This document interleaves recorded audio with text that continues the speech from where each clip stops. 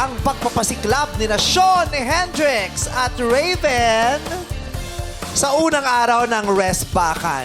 Sila ang dalawang dumagdag sa listahan ng ating grand finalists. Kaya sa ngayon ay meron na tayong 16 na magtatagisan sa huling tapatan. Salang-sala. Wow, grabe. Ang Ayan, gagaling. oh. Ayan yung mga Husay. grand finalists natin. Oo, Siya. ayan silang lahat. Galing bakasyon.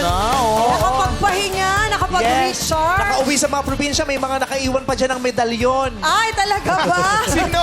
Sino? naiwan? Huwag ka maglala, pinaglaban kita kahapon na. Si Siyempre, Aina. pinagmalaki sa pamilya eh. Yes, naiwan Diba? ng medalyon. Yung iba nakapagpapagawa ng mga bagong bestida. Ay. Oh, nagpatahi. Yes. Gown? Raven!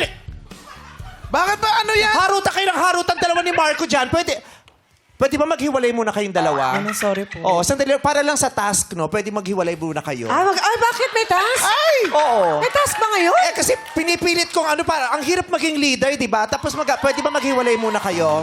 Okay lang. Raven, ilipat mo yung sila mo. Marco, okay lang? Maghiwalay muna kayo? Parang napanood ko na to. Okay lang ba?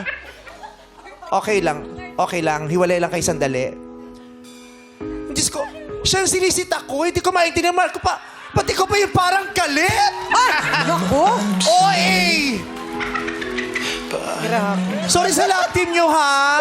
Oh. Diyos ko, parang Ginambala mo pa gusto ko yata lang lumabas. Ay, gusto ko lang lumabas. Ilang araw na rin to eh. Hindi. Ha? Nagdulkulax na ako, ay pa rin lumabas. Bang labas pala yun, nakala ko mag-volunteer.